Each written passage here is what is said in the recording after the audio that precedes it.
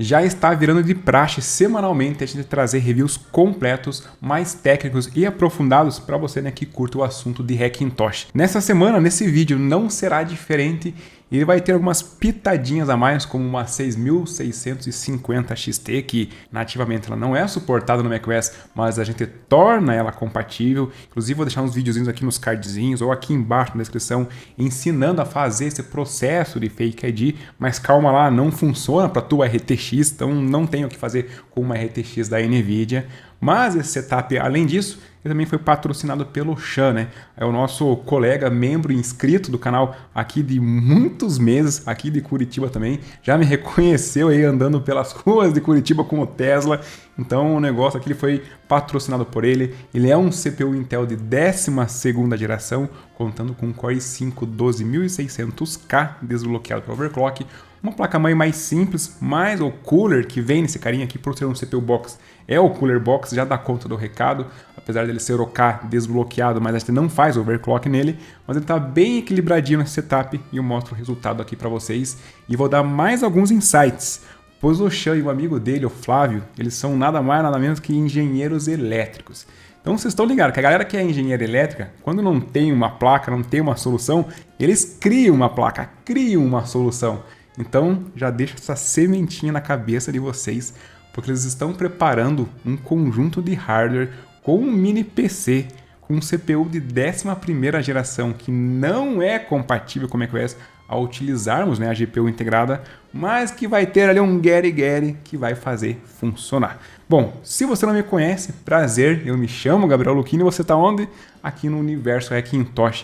O Universo Hackintosh é a sua maior referência quando o assunto é Hackintosh, guias de instalação, as nossas comunidades, Telegram, Discord e tudo mais. E você encontra tudo aqui embaixo na descrição desse vídeo e dos demais vídeos que você encontra aqui no canal. Mas vamos para a parte prática, porque para combinar com o Universo Hackintosh, temos agora um astronauta aqui no nosso papel de parede. Mas para começarmos a fazer esse overview, nada bom como o bom e velho NeoFET, que já traz, né, algumas informações aqui para a gente. Então está rodando aí o macOS 13.5.1, a última versão do macOS, o macOS Ventura. Já está para sair a 13.6, que inclusive parece que vai voltar ao problema dos serviços de localização, né, daí da tua região, né, enfim, que é baseado em GSM. Meu Deus, que GSM? É baseado na Wi-Fi ali da tua plaquinha para pegar a localização correta. Então tem que ficar ligado aí quem depende desse tipo de serviço a partir desses updates que estão para sair aí nos próximos dias. O nosso host, que é a nossa máquina física, ele identifica como um Hackintosh, mas ele é um iMac Pro 1,1. E se a gente vem aqui, ó, no About This Mac, até para casar já junto com essa informação aqui do NeoFET, então ele identifica como um iMac Pro de 2017, porque é o único ano em que foi feito e comercializado o iMac Pro, depois ele não existiu mais, mas ela é uma SM BIOS coringa para a gente poder rodar esses setups mais novos, como CPUs Intel aí de 11ª, 12ª, 13ª geração, quem sabe já a 14ª geração aí, os processadores que vão sair, que serão muito provavelmente os refresh da 13ª, não será com os novos sockets lá da série 1800 e pouquinho, mas tá aí, ó, essa SMBus que é bem coringa da gente utilizar. A gente tem aqui, ó, identificado então o nosso CPU Intel 1i5 12600K e a nossa plaquinha de vídeo, uma AMD Radeon RX 6650 XT, que ela é um tiquinho diferente de que a 6600 XT. E como ela é só esse tiquinho, só esse golinho de performance a mais, a gente consegue reproduzir esse golinho, essa diferença aqui no nosso macOS, na nossa UEFI e tornar ela compatível 100%, né, com o nosso Hackintosh, com o nosso macOS. E ele conta aqui com um total de memória de 32 GB, memórias mais modestas, são DDR4, 3200 MHz, mas já são frequências nativas para esse processador e que funcionam sem XMP, sem nada, sem forçar nenhum hardware, sem colocar nada em risco. E é um setup aqui, uma fonte, por exemplo, de 500, 600, 650 watts, que seja uma fonte de boa qualidade e entregue, né, essa potência real, vai funcionar perfeitamente. Saindo desses dois aplicativos aqui, o nosso próximo aplicativo, a gente consegue ver mais informações ainda, é o nosso bom e velho Hacking Tool. Aqui no Hacking Tool a gente já vê o nosso VDA Decoder como full suportado, ou seja, a nossa plaquinha de vídeo está 100%, né, suportada aqui no macOS.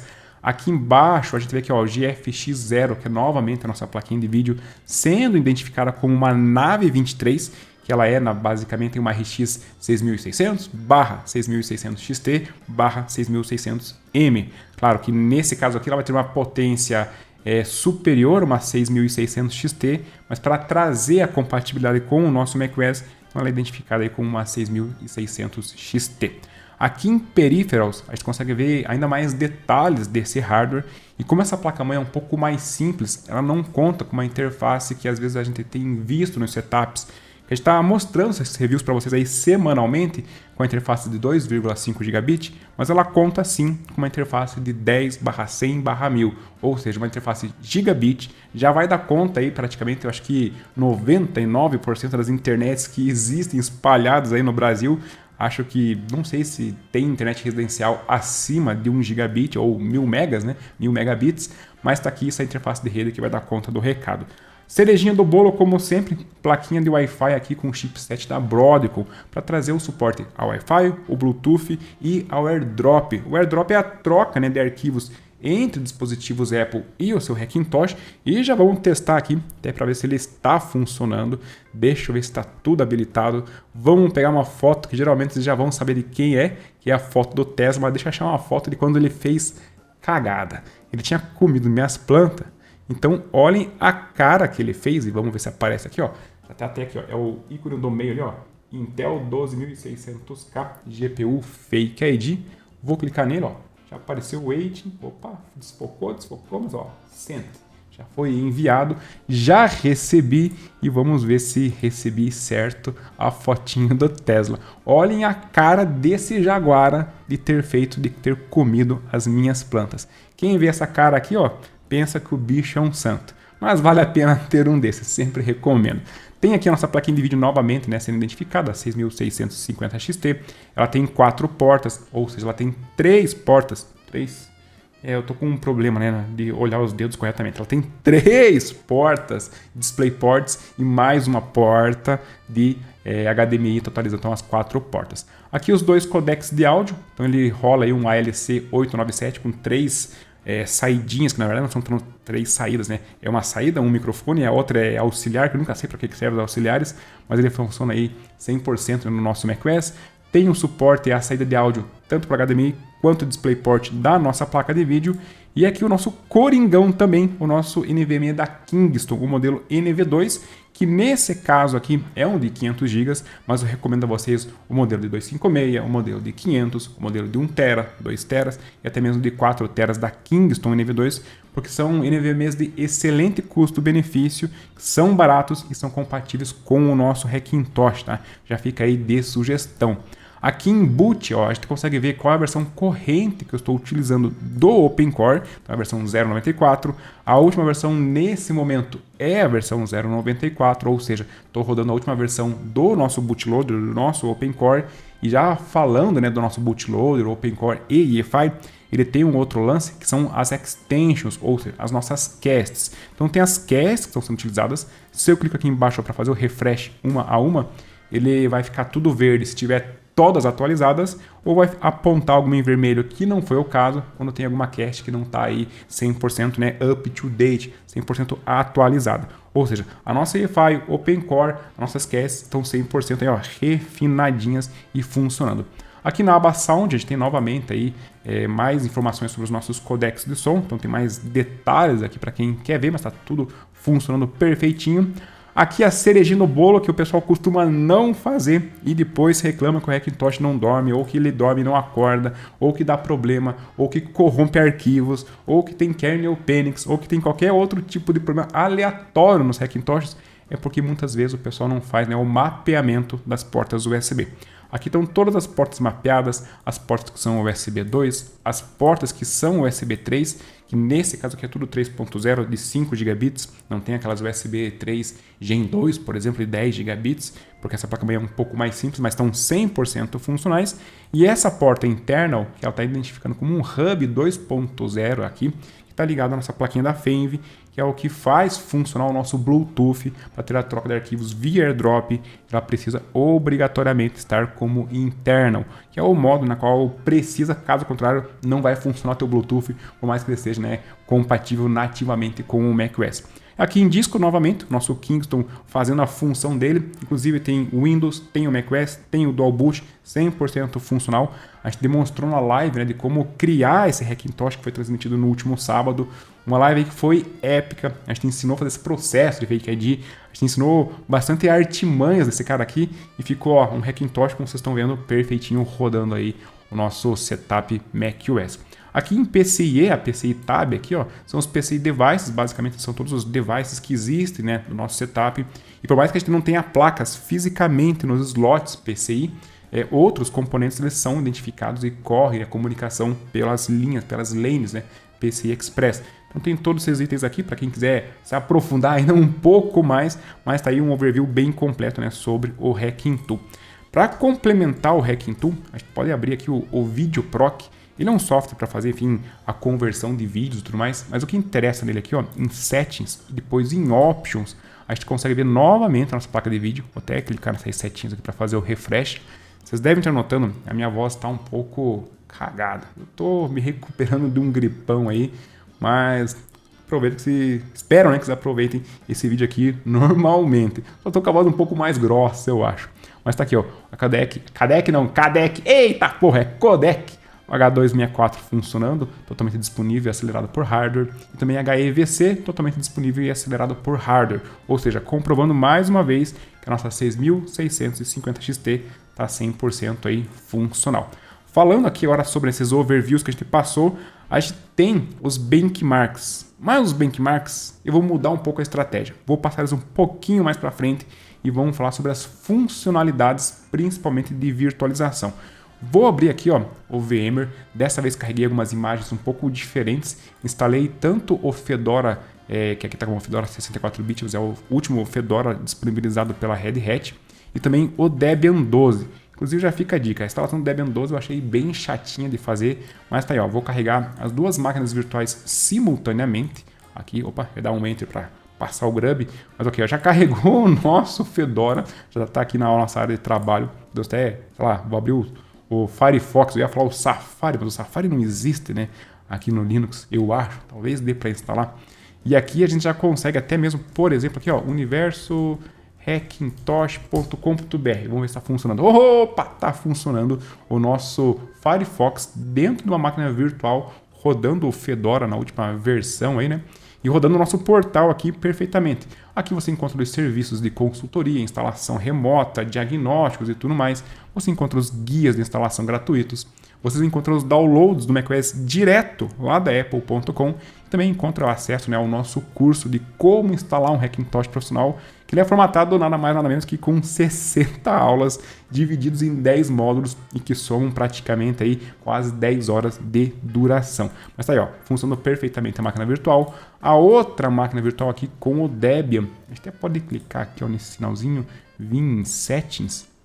E aqui em Settings a gente tem um About aqui embaixo, ó, ele mostra pra gente o Hardware Model, né, o modelo de hardware. VMware, porque é uma máquina virtual, tá contando aí com 4 GB, um pouquinho, né, vai para GPU. Aqui ele conta com 2 cores do nosso 12600K. Aqui o que mais, ó, capacidade de disco, nosso Graphics aqui, que já é uma VGA 3D aí e renderizada e emulada para poder rodar, né, dentro das nossas máquinas virtuais. E aqui, né, é justamente o Debian 12. Mas se a gente pegar aqui a mesma coisa no Gnome do nosso Fedora, a gente vier aqui nos opções, na engrenagemzinha e vier aqui embaixo em sobre, já está em português aqui, ó, é o Fedora. Não sei se aparece a versão do Fedora, mas ó, o Gnome a 44.4, o Wayland, né, o sistema de janelas, poderia ser o Shorg e tudo mais, mas está aí, ó, funcionando perfeitamente nessas máquinas virtuais. Vou aproveitar, vou fazer, né, o shutdown delas, desligar elas, para a gente continuar. Opa, já desligou, não dá nem tempo. Vocês estão vendo que apesar de ser um i5, uma placa-mãe um pouco mais simples e memórias não tão rápidas, como por exemplo 4133 MHz, XMP e tudo mais, vocês estão vendo que funciona, é muito rápido, funciona perfeitamente. O próximo cara aqui, ó, é o Docker, que é outro serviço, é outro software que depende da virtualização funcionando para a gente ter, né, o completo funcionamento. O Docker seria uma versão um pouco mais simples de máquinas virtuais. Geralmente, ele é utilizado por desenvolvedores, pessoas que desenvolvem, né, software e tudo mais. E aqui eu vou pegar um container específico do MySQL. E notem que interessante, eu não tenho essa imagem aqui, então eu vou dar um run. Ele vai começar a baixar essa imagem aqui que contém o MySQL. Esse MySQL, se eu não estiver enganado agora, ele vai estar rodando dentro de um Oracle Linux. Já é uma outra distribuição que não é o Fedora e nem o Debian que eu mostrei para vocês ali dentro, né, do VMware Fusion. E ele roda já um container mais enxuto para economizar memória, economizar processador e tudo mais e ser mais leve para a gente rodar serviços, que nesse caso aqui é o MySQL, que é um banco de dados. Vou colocar aqui só uma variável chamada MySQL root password, justamente para a gente comparar e conseguir acessar, né, esse banco de dados. Vou colocar a senha aqui, ó, bem difícil, Linux 123. Notem que quando eu dou run, ele já começa a subir esse container. Notem a velocidade que ele está fazendo isso, porque isso aqui me deixa extremamente contente. É um hardware simples, relativamente barato de comprar, muito mais acessível que qualquer equipamento Apple, principalmente, né, comprando aqui no Brasil. E melhor ainda, ele é expansível, mas depois pode economizar fazendo upgrades de NVMe, trocar a placa de vídeo, trocar processador e incrementando ele, dá mais tempo de vida útil ao seu setup, se comparado a, por exemplo, né, um Mac Mini M1 de entrada que vai pagar às vezes seus 6, 7 mil reais e vai durar menos tempo que um Hackintosh aí mais moderno e que é expansível durante, né, o passar dos anos. Aqui, ó, se eu vier em terminal depois de carregar, eu posso dar um cat/etc *release e ele mostra para nós aqui, ó, Oracle Linux Server, a release 8.8. Então já é outra distribuição Linux dentro de um container para rodar justamente o nosso MySQL. Então MySQL menos o root menos p para pedir nossa senha, Linux 123 e tá aqui, ó, funcionando já o nosso servidor de banco de dados MySQL em pouquíssimos segundos já está tudo funcionando. Posso criar aqui, ó, create data, tem que escrever certo, não cria. Create database, universo, colocar aqui, ó, maiúsculo, universo Hackintosh, coloca um ponto e vírgula, enter, pronto. Criou o nosso database. Se eu dou um show database para mostrar os databases correntes dessa instância, tá aqui, ó, universo Hackintosh e tá aí o nosso container funcionando. Vou dar um exit, dei um exit aqui, já estou no shell novamente. Já posso até mesmo estopar aqui esse container, não quero mais usar esse banco de dados. Melhor ainda, depois que eu estopei, eu vou vir aqui na lixeirinha, vou excluir esse container e se eu vier aqui em imagens, a imagem ainda está aqui. Porque se eu quiser subir novamente esse container, só que com ele limpo, né, formatado, esses 500 e poucos megas já estão baixados. Mas nada impede de eu vir aqui, ó, delete forever, pronto, acabou esse container. Mas você pode usar o Docker para qualquer outro tipo de aplicação, firewall, servidores da aplicação, enfim, ele tem uma infinidade gigante, né, de containers que você pode baixar e instalar aí no teu setup.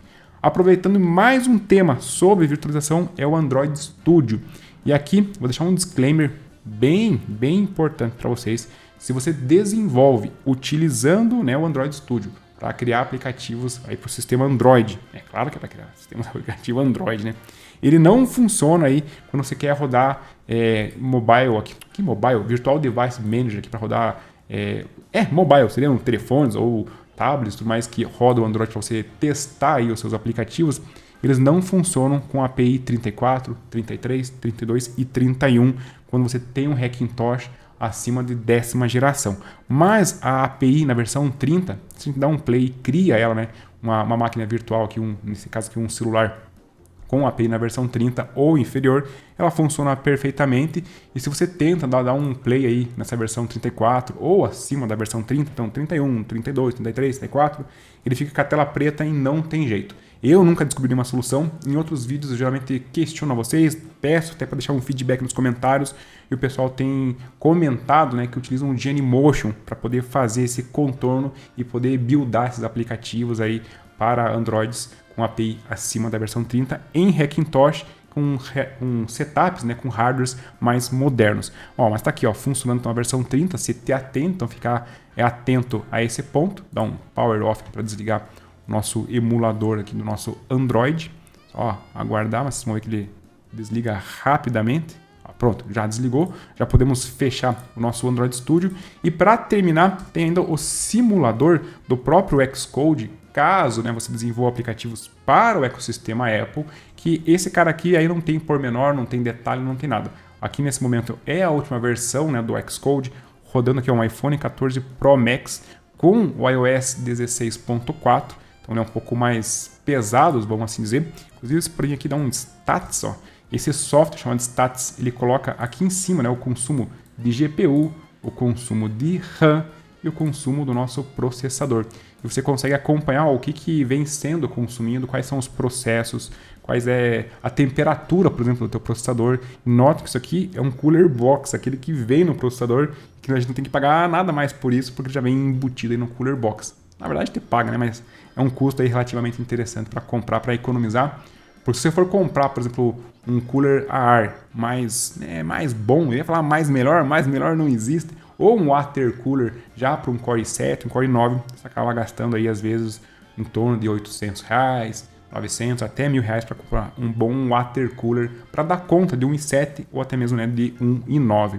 Então aqui tem o iPhone funcionando, a gente pode vir aqui, ó, File Open Simulator. Posso tentar abrir, por exemplo, um iPad, deixa eu pensar aqui, um iPad Pro de 12.9 polegadas, que acho que é o mais pesado que a gente vai ter. Olha, começa a carregar, vamos ver os gráficos aqui atrás. Ó, nosso CPU, ele vai aparecendo aqui em cima também, ó, quando ele passa de um determinado percentual, ele começa a ficar vermelho, ficar laranjado, mas ele vai mostrando aí pra gente, é uma forma de a gente acompanhar, né, o nosso setup e medir ali o consumo de todos os devices físicos, né, os principais, CPU, memória e placa gráfica. Mas também pode colocar aqui dispositivos de rede, por exemplo, ou outras informações que deixam, enfim, né, a seu agrado aí, ó. Mas tá aí, ó, funcionando um iPadOS, funcionando um iPhone. Eu vou tentar abrir aqui, ó, File Open Simulator WatchOS. Vou tentar abrir um Apple Watch Ultra. Geralmente ele é o mais demorado de todos. Vamos ver, ele sempre dá uma engasopada aqui, mas no final das contas ele acaba abrindo, mas ele é um pouco mais lento. Por quê? Porque eu não sei. Eu até fiz esse teste no meu MacBook, ele também é mais demorado, então eu chego à conclusão que não é uma particularidade do Hackintosh. É uma particularidade, né? Para não falar um bug, então é uma feature da própria Apple, mas ele é um pouco mais lento. Enquanto ele carrega, vou aproveitar para tomar um gole d'água aqui na minha taça, porque esse setup ficou merecedor numa taça para nós tomarmos uma água. Ó, começou a carregar, deu umas giradinhas. Daqui a pouco já deve aparecer a tela inicial do Apple Watch Ultra. Então você pode desenvolver aplicativos para iPhone, para iPad.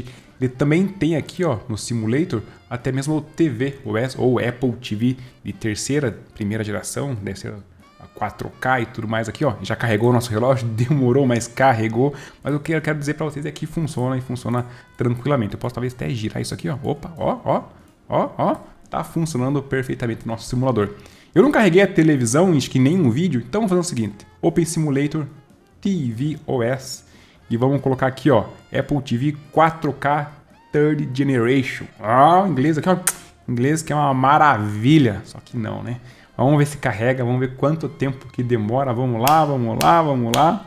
Só que ele é mais demorado que o relógio, opa! Ele é mais simples que o relógio, talvez. Ó lá, já carregou o nosso Apple TV, provavelmente...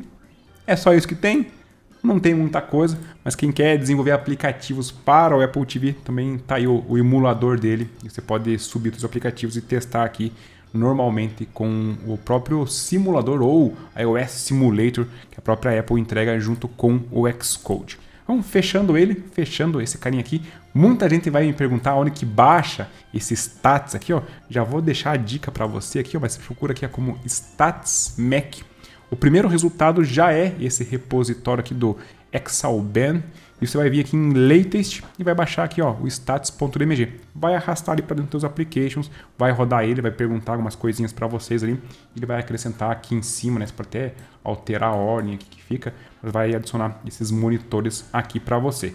Aqui a gente tem o repositório completo, que este repositório completo vai estar disponível para quem é membro VIP aqui do canal. Quem se torna membro VIP aqui do canal, como Hackintosh VIP, tem acesso a solicitar uma cópia por mês dos repositórios que vão sendo apresentados nos vídeos e que existem na playlist chamada Hackintosh VIP, que é para quem aí tem mais preguiça de criar a EFI, assistir a nossas lives e tudo mais. Mas para quem não é membro VIP, também pode acessar esse mesmo repositório com os resultados de benchmarks, com os resultados que eu coloco aqui em infos, que são vários prints de sistemas que eu vou tirando para deixar tudo documentado. Tem até mesmo o dump do IOREG, que são informações ainda mais detalhadas. Tem, por exemplo, o reporte do AIDA 64, para você pegar mais detalhes aí, né, desse hardware. Enfim, tem todas essas informações. Deixei dessa vez aqui, ó, até o wallpaper desse astronauta, porque às vezes o pessoal sempre pergunta dos wallpapers, onde que eu baixo, onde que está disponível. Então quem quiser, tem aqui, ó, esse link, já vou deixar aqui embaixo na descrição, para você poder acessar e ter acesso a essas informações aqui. E antes de falarmos desse repositório, que é o repositório completo, aqui, ó, a gente tem algumas informações básicas também, tem as especificações completas desse setup aqui. Então a placa-mãe que está sendo utilizada, que é a Gigabyte H610MH DDR4, a revisão 1.2 com a BIOS F24, que a gente atualizou durante a nossa live. Tem o Core i5 2600K, tem dois pentes de 16 GB formatados na DDR4 em 3200 MHz. Tem o nosso NVMe Coringa, o Kingston NV2, enfim, tem todas as especificações aqui, ó. E para quem quer montar e comprar um igual, já tem todos os links aqui embaixo para todas as lojas aqui no Brasil mesmo. Vamos até aproveitar aqui, ó, eu vou abrir eles aqui para a gente, abrir duplicado aqui, ó, para a gente até somar e ver quanto que custa aproximadamente esse Hackintosh aqui, ó. O único link que é de fora é a placa do Wi-Fi Bluetooth nativa com o macOS, que é a plaquinha da Fenve. E claro, se você quiser a Hackintosh, se você quiser a EFI pronta, é só se tornar membro VIP, como foi para vocês. Mas aqui uma sugestão, né, de gabinete, então vamos até arredondar aqui para facilitar o custo. 200 pila de gabinete, mais 378 de fonte, uma fonte boa, mais 599 da placa-mãe, uma placa-mãe relativamente boa e barata, mais o nosso processador aqui da vez, que é esse Core i5 12600K, mais uma 1899, que é a 6650 XT, lembrando que ela precisa do Fake ID, mas vai funcionar perfeitamente, mais 32 GB de memória, nessas mesmas especificações aqui, mas olha o preço desse NVMe de 250 GB com o Kingston NV2, que é compatível com o nosso Hackintosh aí, ó. Sai 5.478, mais a cereja do bolo, que é 232, nossa plaquinha da rede Wi-Fi, Bluetooth, AirDrop e tudo mais, que dá 5.720. Ou seja, menos de 6.000 você monta um setup expansível, que na minha opinião é melhor do que comprar ainda mesmo, até nos dias de hoje, um Mac Mini, que é a versão mais barata que a gente vai encontrar hoje, e que mesmo no site da Apple ainda custa relativamente mais alto do que isso, mesmo pagando à vista e mesmo tendo o desconto educacional. Lembrando que a versão de entrada, vamos até aproveitar aqui, ó, apple.com.br, só para a gente ter uma ideia. Em Mac, a gente vai vir, cadê? Clica em Mac, depois clica em Mac Mini, depois clica em comprar e vamos selecionar o mais barato de todos. O mais barato é o M2 com 8 núcleos, 10 de GPU, apenas 8 GB de memória, 8 GB de memória e 256 de SSD. Lembrando que a gente não consegue fazer a expansão disso aqui, ó, e ele sai por 6.749 à vista. Com desconto de estudante aí, dependendo do teu cenário, você consegue pagar próximo aí de uns R$6.000, uns 5.800.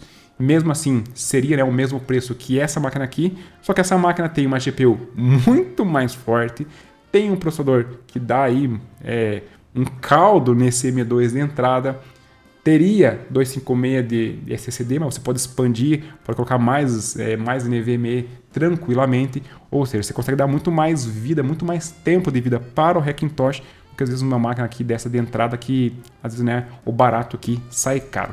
Mas falando sobre os repositórios e daqui a pouco sobre, né, os benchmarks que estão aqui dentro, então para quem é membro VIP pode ter acesso a esse repositório completo que tem todas as EFIs aqui, a EFI que vai no pendrive de instalação, a EFI que vai no teu disco interno, que depois que você cria o pendrive rapidamente, quando você instalar lá teu macOS, bootou tudo mais, só vai clicar 2 vezes sobre esse instalador, já vai instalar a EFI dentro do teu disco do seu setup, você já pode tirar o pendrive e já vai estar com o macOS aí funcionando rápido, rasteiro e tranquilo e perfeitamente. Aqui embaixo não, aqui em cima em benchmarks, que é às vezes o assunto que vocês querem ver também, eu vou abrir apenas alguns, vou deixar para vocês conferirem depois com o tempo de vocês aí, com os links aqui embaixo, que tem a cópia desses caras aqui, ó. Mas vou pegar o mais clássico de todos, DaVinci Resolve. Esse DaVinci Resolve aqui, ó, renderizado dentro do macOS, lembrando, né, o mesmo projeto que eu rodo tanto no macOS quanto no Windows. Então ele fez uma média ó, de 2 minutos e 24, 2,24, H265, que é o grande calcanhar de Aquiles para Hackintoshes mais modernos, que não acaba acelerando, fez em 23 minutos. Então isso aqui é um ponto de bastante desvantagem para Hackintosh. E tem aqui ó, ProRes, exclusividade do ecossistema Apple com Metal API em 2,34, 2,24, que alguns jobzinhos de YouTube 4K, Full HD e tudo mais. E o mesmo teste para o Windows, vejam só a diferença. Não é aquela diferença gritante, mas olhem isso aqui, ó, 2,28, 2,29. Então ele é um pouquinho mais demorado do que se comparado ao mesmo projeto, no mesmo hardware, apenas mudando, né, o sistema operacional. E aqui, é claro, o H265 no Windows ele performa naturalmente bem e se comparado ao macOS, então fica aí o ponto bastante com desvantagem, vamos assim dizer, para o macOS. Mas, particularmente, eu não utilizo o H265, sempre utilizo o H264 e eu vejo muita gente também utilizar o ProRes aí quando é ecossistema Apple. Então, tem que colocar isso na balança e ver o que vale mais a pena para você. Porque se o H265 não é utilizado, você pode utilizar aí para renderizar seus projetos dentro do macOS, dentro do Hackintosh, que você não vai perder desempenho e ainda vai ganhar um tiquinho a mais de desempenho. Tinham me pedido, e esse aqui eu acho que é um ponto relevante também, ó, o Speedometer, que tinham me sugerido em alguns comentários para a gente fazer os testes. Isso aqui ó, no macOS com o Google Chrome, ele marcou 339 pontos nesse setup, só que no Google Chrome também, para o Windows, ele marcou 424. Não sei qual é o percentual a mais que dá isso aqui, mas quero dizer o quê? Que aplicações para web elas rodam infinitamente melhor no Chrome aqui dentro do Windows do que no Chrome dentro do macOS, dentro de um Hackintosh. Eu não tenho ideia se isso aqui é do Hackintosh ou não, mas eu estou desconfiado que isso aqui é do próprio motor do Google Chrome para, né, a diferença entre o Windows e macOS e não tem nada a ver com o processo de Hackintosh. Depois posso até fazer outros testes mais aprofundados para trazer essa sugestão a vocês. Essa sugestão não, essa dica, esse resultado aí para vocês. E também o mais conhecido de todos aqui, ó, o Geekbench. Então tem o Geekbench na versão 5, rodando aqui, né, o macOS a 13.5.1 e o Geekbench na versão 5 também no Windows 11.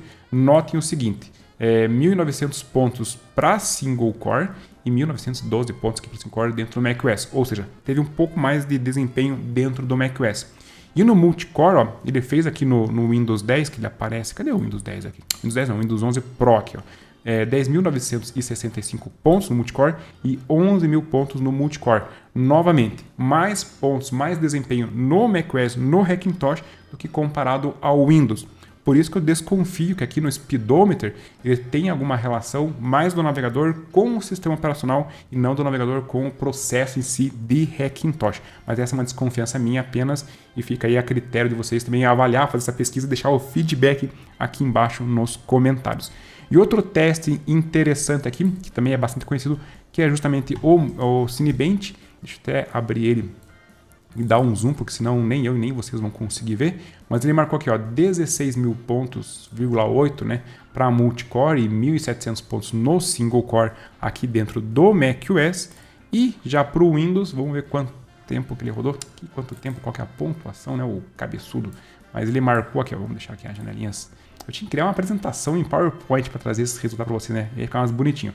Mas aqui, ó, 17.000 pontos para multicore dentro do Windows contra os 16.866 no macOS e 1.888 pontos no single core comparada com 1.729 pontos no single core dentro do macOS. Ou seja, para o teste, né, aqui com o Cinebench, para o Windows ficou melhor, para o Geekbench o macOS ficou melhor, para o Speedometer ficou melhor no Google Chrome do Windows se comparado ao macOS, mas a balança, né, entre esses dispositivos, esses testes, benchmarks sintéticos, a gente vê que elas são muito semelhantes, ganha alguns, perdes em outros e vice-versa. Mas às vezes um teste prático que é o render com o DaVinci, que mostra uma renderização de fato, que é o que a gente faz no dia a dia, está rodando até um pouquinho mais rápido no macOS do que comparado aí, né, ao nosso Windows. Então era isso que eu queria trazer para vocês. Lembrando que tem uma live ensinando todo esse processo de Hackintosh comparado para esse setup aqui. Então, se quiser comprar as mesmas peças e quiser criar a sua própria EFI,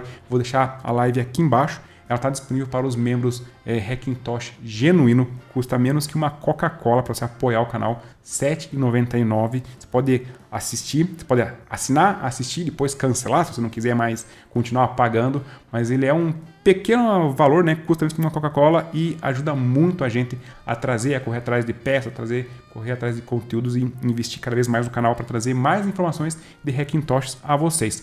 Lembrem também de participar das nossas comunidades no Telegram, Discord. Lá tem mais de 10, 12 mil pessoas conversando diariamente sobre Hackintosh. Então tem muita informação. É uma comunidade bastante engajada. A galera se ajuda e tudo mais. E lembrando, quem é Hackintosh VIP, membro Hackintosh VIP aqui do canal, pode solicitar uma cópia por mês dessas EFIs prontas que eu apresento a vocês. E aí você não precisa ficar assistindo as lives e fazendo a criação da tua própria EFI e você economiza o seu tempo. E ainda, se você quiser se aprofundar ainda mais com Hackintosh, tem o nosso curso de como instalar um Hackintosh profissional. Ele é do zero, ensina todos os macetes, todas as artimanhas bem detalhadas do processo de Hackintosh e você vai ficar com toda certeza, né, craque aí no assunto de quando a instalação do macOS em equipamentos não Apple, ou seja, o nosso bom e velho Hackintosh. Então nos vemos nos próximos vídeos, nas próximas lives, no nosso curso. Falou, até mais, fui!